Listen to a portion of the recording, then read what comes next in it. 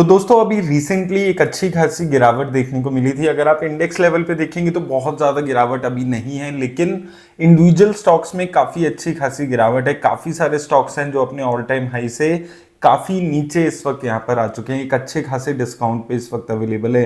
तो कौन से वो शेयर्स हैं, इनमें इन्वेस्ट करना चाहिए नहीं करना चाहिए, इस बारे में हम बात करेंगे। तो सबसे पहले Indian renewable energy development agency यानी कि IREDA को देखेंगे। अगर 215 रुपए तक इसका शेयर का प्राइस पहुंच गया था और उसके बाद से गिरावट देखने को मिली है और लगभग अभी 135 रुपीज के आसपास ये शेयर ट्रेड करते हुए नजर आएगा आपको। तो एक अच्छी गिरावट यहां पर आ चुकी है, लेकिन अगर आप प्राइस टू अर्निंग रेशियो अभी भी देखेंगे तो 40 के ऊपर की इसकी प्राइस टू अर्निंग है, लगभग 42 के आसपास चल रही है। इंडस्ट्री की प्राइस टू अर्निंग 16 के आसपास है। तो थोड़ा सा अभी भी ओवर प्राइस्ड ये शेयर नजर आता है बहुत ज्यादा। अगर आप देखेंगे तो अच्छी इंप्रूवमेंट है इसके रिजल्ट्स में। दिसंबर 2022 में 870 करोड़ के आसपास के प्रॉफिट्स थे, जो अभी बढ़ के 1200 करोड़ के आसपास की रेवेन्यूज हो चुके हैं। प्रॉफिट्स की बात करें 200 करोड़ से बढ़ के 336 करोड़ के हो चुके हैं। तो कंपनी में पोटेंशियल है, ग्रोथ भी काफी अच्छा यहां पर हो सकता है। लेकिन उसके अलावा भी अगर आप देखेंगे तो प्राइस अभी भी हायर साइड पे नजर आता है। नीचे के लेवल पे 125 रुपए के आसपास सपोर्ट अभी इसके शेयर ने रिसेंटली बनाया है। अगर आप एक महीने का चार्ट यहां पर देखते हैं तो आप देख सकते हैं 120-25 रुपए के आसपास सपोर्ट यहां पर नजर आता है। तो अगर आप लॉन्ग टर्म के लिए इन्वेस्ट कर रहे हैं 2-3 साल के लिए, तो इस शेयर में देखिएगा आप इन्वेस्ट करने के बारे में। हो सकता है अभी और करेक्शन इस शेयर में आपको देखने को मिल जाए, लेकिन अगर आप IPO के टाइम से इस शेयर में इन्वेस्ट कर रहे हैं तो मुझे लगता है होल्ड करके चलने की जरूरत है। इसके बाद सिमिलर स्टॉक IRFC यानी कि इंडियन रेलवे फाइनेंस कॉर्पोरेशन, काम ये बेसिकली क्या कर रहा है, ये जो इंडियन रेलवे को जरूरत होती है फंड्स की, वो यहाँ पर ये उसको दिलाता है और उससे अपने इंटरेस्ट इनकम ये मेजरली जनरेट करता है। अगर आप इस वक्त यहाँ पर इसके ग्रोथ देखेंगे तो आपको देखने को मिलेगा कि पिछले 3 क्वार्टर्स में जो ग्रोथ है वो फ्लैट है। बहुत ज्यादा ग्रोथ पिछले 3 क्वार्टर्स में सेल्स में या प्रॉफिट में नहीं देखने को मिली है। और ओवरऑल भी अगर आप देखेंगे प्रॉफिट्स एक साल में ग्रोथ नहीं है, 3 साल में 26% के आसपास की ग्रोथ है, 5 साल में 25% की। तो डेफिनेटली ग्रोथ अच्छी है इसकी 5 और 10 साल में अगर आप देखते हैं, लेकिन ऑलरेडी शेयर 435% की रिटर्न्स एक साल में जनरेट करके दे चुका है। तो प्रॉफिट जो जितने इसको हो रहे हैं और जो रिजल्ट्स यहां पर आ रहे हैं वो अभी भी अलाइन नहीं है। वो जो ग्रोथ की बातें हो रही हैं वो अभी भी इसमें नजर नहीं आ रही है। शेयर में अच्छा खासा करेक्शन यहां पर हो चुका है। शेयर की करेक्शन अगर आप यहां पर देखेंगे तो लगभग 200 रुपए के आसपास शेयर पहुंच गया था और अब 142 रुपीज के आसपास है। प्राइस टू अर्निंग 31 के आसपास की है, जो कि इंडस्ट्री एवरेज से डबल अभी यहां पर नजर आती है। तो यहां पर भी अगर आप देखेंगे शेयर में ऑलरेडी एक अच्छी खासी उछाल देखने को मिला है। मुझे लगता है थोड़ा सा अभी आपको यहां पर वेट करना चाहिए। लेट्स सी कि कंसोलिडेशन कहां पर होता है। जो यहां पर भी 124-25 रुपए के आसपास देखा है कि एक यहां पर कंसोलिडेशन शेयर में हुई है। तो लेट्स सी कि कंसोलिडेशन कहां पर होती है, तभी ऐसे कंपनीज में आपको फ्रेश एंट्री लेने के बारे में सोचना चाहिए। इसके बाद रिसेंटली लिस्टेड जो लगभग IREDA के आसपास शेयर लिस्ट हुआ था, टाटा टेक्नोलॉजीज, 1000 रुपए के आसपास है। 1000 रुपए का लिस्टिंग प्राइस था इसका, 1400 का इसका ऑल टाइम हाई गया है, जो इसका लिस्टिंग डे पे ही हो गया था। उसके बाद से लगातार गिरावट शेयर में देखने को मिल रही है और आप देखेंगे वन साइडेड गिरावट यहां पर है। तो 1000 रुपीज जो इसका लिस्टिंग प्राइस था उस पे एक लेवल पे आपको देखने को मिलेगा सपोर्ट। अगर वहां से नीचे जाता है तो और गिरावट देखने को मिल सकती है। यहां पर भी अगर आप देखेंगे बहुत तगड़ी ग्रोथ आपको सेल्स में नहीं देखने को मिली है अभी भी। एक साल में देखेंगे अगर 1100 करोड़ से बढ़ के इसका जो दिसंबर 22 का क्वार्टर था वो 1300 करोड़ के आसपास हुआ है। और यहां पर अगर आप देखेंगे लगभग 4-5 साल पहले 2900 करोड़ के आसपास की सेल्स थी, जो अभी 4400 करोड़ के आसपास की है। 3 साल में 16% के आसपास की सेल्स ग्रोथ है और प्रॉफिट की ग्रोथ 34% के आसपास की है।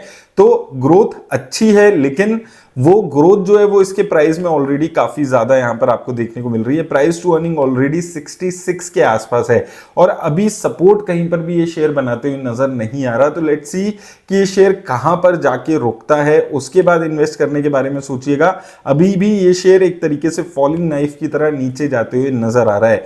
तो थोड़ा सा अच्छे शेयर्स हैं ये फंडामेंटली, लेकिन फ्रेश एंट्री के लिए थोड़ा सा वेट करना यहाँ पर ज्यादा बेटर रहेगा। उसके बाद आ जाता है हैप्पीएस्ट माइंड। काफी सारे लोगों का सवाल आ रहा था, सेपरेट मैंने डिटेल्ड वीडियो इस पे ऑलरेडी बनाई है। तो शेयर में लगातार गिरावट देखने को मिल रही है, 1000 रुपए से गिर के 744 रुपीज के आसपास आ गया है। लेकिन 3 साल में अगर आप देखेंगे, 3 साल पहले 1500 रुपए था, 750 रुपए, 50% से ज्यादा गिरावट इसके शेयर में आ चुकी है। अब उसका रीजन सिंपल रहा है कि ग्रोथ यहां पर आपको 3 साल में देखने को, 3 क्वार्टर्स में आप देखेंगे फ्लैट ग्रोथ है, और पिछले 6 क्वार्टर्स में लगभग सिमिलर चीज आपको देखने को मिली है। एक साल में प्रॉफिट 9% ही ग्रो हुआ है और सेल्स में भी 13% की ग्रोथ आपको देखने को मिली है। तो बहुत ज्यादा ग्रोथ अभी नहीं हो रही है। इसके साथ साथ अगर हम बात करें कि क्या आपको इस वक्त इन्वेस्ट करना चाहिए, तो अगर इसका शेयर का चार्ट अगर आप यहां पर देखेंगे तो आपको एक चीज देखनी है कि यहां पर जो इसका सपोर्ट है वो 800 रुपए के आसपास है। तो 800 रुपए के नीचे जब जब ये शेयर जाता है तो कितना नीचे जाएगा ये कोई भी नहीं बता सकता है, क्योंकि सारे अपने सपोर्ट लेवल तोड़ चुका है ये शेयर। 800 रुपए पे आकर उससे ऊपर ट्रेड करता है तो एक बनता है आपका लेना, या फिर नीचे लेवल पे जाके कंसोलिडेट होता है तब आपका यहां पर लेना बनता है। उससे पहले इन्वेस्ट करने पे आपको हो सकता है आपको पता ही ना चले ये शेयर कितना ही नीचे चला जाए। और ये चीज हम 800 रुपए का जब इसने अपना रेसिस्टेंस सपोर्ट यहां पर तोड़ा था तब से हम लोग बात कर रहे हैं। तो 800 रुपए के शेयर को के प्राइस को आपको समझना है, अगर उससे ऊपर आता है तो पॉजिटिविटी इस शेयर में बनेगी, तब आपको आगे इन्वेस्ट करने के बारे में इस शेयर में सोचना है। अब इसके अलावा बात आती है आवास फाइनेंशियर्स लिमिटेड की। ये शेयर अपने 52 वीक लो के आसपास इस वक्त आ चुका है। लगातार गिरावट देखने को मिली है इसके शेयर में। 5 साल पुरानी प्राइस पे इस वक्त ये अपना शेयर लगभग आ चुका है। आप देखेंगे 5 साल पहले इसके शेयर में, 3 साल पहले अगर आप देखेंगे तो 3 साल से गिरावट वन साइडेड देखने को मिली है। 5 साल में भी अगर आप देखेंगे तो गिरावट यहां पर इसके शेयर में देखने को मिल रही है। सपोर्ट की बात करें तो 1350 के आसपास का एक पहला सपोर्ट है। फंडामेंटल्स पे बात करें तो शेयर डेफिनेटली एक अच्छा शेयर है। लॉन्ग टर्म के हिसाब से अगर आप इन्वेस्ट करना चाह रहे हैं, यहां पर लगातार ग्रोथ देखने को मिली है। सेल्स की बात करें, प्रॉफिट्स की बात करें, 10 साल में अगर आप देखेंगे 72%, 5 साल में 36%, 3 साल में 20% के आसपास की ग्रोथ दिखाई है। लेकिन 5 साल में शेयर ने रिजल्ट्स नहीं दिए, रिटर्न्स नहीं दिए, और स्टॉक की प्राइस टू अर्निंग जो है वो भी काफी कम अभी यहां पर आ चुकी है, 21 के आसपास। वैल्यूएशंस की यहां पर बात करते हैं तो लोएस्ट वैल्यूएशन है 5 साल में अगर आप देख रहे हैं। 10 साल में भी अगर आप देखते हैं तो लोएस्ट वैल्यूएशन पे ये शेयर चल रहा है। मुझे लगता है ये एक अच्छी वैल्यू बाइंग की अपॉर्चुनिटी इस शेयर में यहां पर हो सकती है, क्योंकि जो रिजल्ट्स हैं वो पॉजिटिव हैं। काफी लंबे टाइम से ये एक वन साइडेड यहां पर शेयर गिरावट दिखा रहा है। तो अगर लॉन्ग टर्म के पर्सपेक्टिव से इन्वेस्ट करने के बारे में सोचते हैं तो ये एक अच्छी अपॉर्चुनिटी वैल्यू इन्वेस्टिंग इस शेयर में हो सकती है। अब ये शेयर ऑलरेडी 5 साल से नेगेटिवली परफॉर्म कर रहा है, तो हो सकता है 6 महीने, साल भर, 1.5 साल आपको लग जाए इस शेयर में अच्छी रिटर्न्स कमाने के लिए। लेकिन ओवरऑल अच्छी अपॉर्चुनिटी यहां पर इस शेयर में नजर आ रही है। इसके बाद सिटी यूनियन बैंक, यहां पर भी अगर आप देखेंगे गिरावट देखने को मिल रही है। शेयर लगातार नीचे जाते हुए नजर आ रहा है। यहां पर सपोर्ट की बात करें 125 रुपए का सपोर्ट है। यहां पर इन लेवल्स पे एक अच्छी बाइंग अपॉर्चुनिटी है इस शेयर में।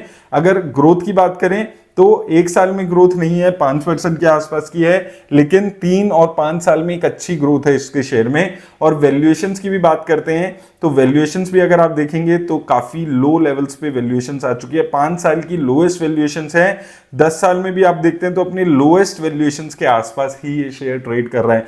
तो वैल्यूएशंस के पर्सपेक्टिव से काफी अच्छे शेयर्स ये हो चुका है। यहां पर पेशेंस रखेंगे, 125 रुपए के आसपास ये काफी टाइम से आ रहा है बार बार नीचे जाके, तो 125 रुपए पे एक अच्छी वैल्यू बाइंग की अपॉर्चुनिटी इस शेयर में भी आपको मिलती हुई नजर आ रही है। और फंडामेंटली भी अगर आप देखें तो अच्छी इंप्रूवमेंट है इसके। यहां पर अगर आप देखेंगे एनपीएस में इंप्रूवमेंट है और इसके साथ साथ नेट एनपीएस में भी इंप्रूवमेंट देखने को मिल रही है। तो ये भी शेयर है जो अच्छी अपॉर्चुनिटी यहां पर आपको दे रहा है। बैंकिंग सेक्टर में बहुत अच्छी परफॉर्मेंस नहीं रही है इस शेयर की, लेकिन अभी ये अगर आप देखेंगे यहां पर अगर आप देखते हैं 120 रुपए का जो सपोर्ट है, ये इसका पिछले 5 साल का सपोर्ट आपको देखने को मिलेगा।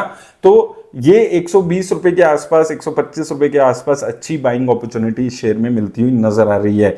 इसके बाद आ जाता है सिरमा एसजीएस लिमिटेड। आईटी सेक्टर का ये शेयर है, यहां पर भी आप देखेंगे एक अच्छी खासी गिरावट है और ये शेयर अब अपने जो सपोर्ट लेवल्स हैं 450 के आसपास के जो सपोर्ट लेवल्स हैं उनके पास आ चुका है। तो 450 के आसपास के आप यहां पर देखेंगे एक साल में अच्छे सपोर्ट हैं। 450 500 की रेंज में काफी कंसोलिडेशन देखने को मिली थी शेयर में। अभी इसके शेयर में गिरावट क्यों है, दो रीजन है। एक तो इसका प्राइस टू अर्निंग आप देखेंगे ऑलरेडी 71 के आसपास है, इंडस्ट्री प्राइस टू अर्निंग के नीचे है, लेकिन 71 के प्राइस टू अर्निंग के शेयर में अगर आपको ग्रोथ ना देखने को मिले और ज्यादा अच्छी ग्रोथ ना देखने को मिले तो ये चीजें देखने को मिलती है। 3 साल में 10% की ही ग्रोथ प्रॉफिट में है, हालांकि सेल्स में इंप्रूवमेंट है लेकिन मार्जिन इसके गिर गए हैं। जो मार्जिन आज से 3 साल पहले 16% के थे वो गिर के 7% के आसपास रह गए हैं। तो कंपनी अच्छी है, ग्रोथ यहां पर सेल्स में अच्छी देखने को मिल रही है, काम इसका काफी अच्छा है, इलेक्ट्रॉनिक मैन्युफैक्चरिंग सर्विसेज प्रोवाइड कर रही है, ओईएम का काम ये कंपनी करती है। तो डेफिनेटली एक अच्छी कंपनी है लॉन्ग टर्म के पर्सपेक्टिव से, लेकिन यहां पर पेशेंस रखना पड़ेगा ऐसी कंपनीज में। रिजल्ट जैसे यहां पर Q4 के अभी अनाउंस होने शुरू हो जाएंगे अप्रैल में, उन रिजल्ट्स के बेसिस पे अभी बहुत ज्यादा चीजें डिपेंडेंट होगी कि कैसे अपॉर्चुनिटीज आपको यहां पर मिल रही हैं।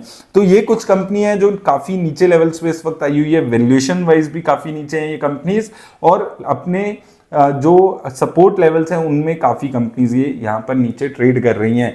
तो इन कंपनीज पे नजर रखिएगा, वॉच लिस्ट में ऐड रखिए। मुझे लगता है कुछ कंपनीज हैं इनमें से जो हमने बात की है, जैसे आवास फाइनेंसर्स, सिटी यूनियन बैंक, इसके अलावा हैप्पीएस्ट माइंड, ये काफी अच्छी वैल्यूएशंस पे इस वक्त हैं। लेकिन किसी भी तरह की इन्वेस्टमेंट की राय नहीं देती है ये वीडियो।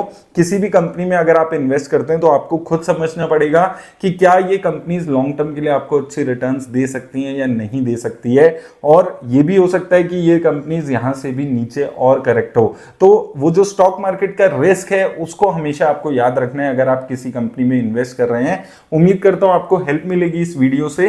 धन्यवाद।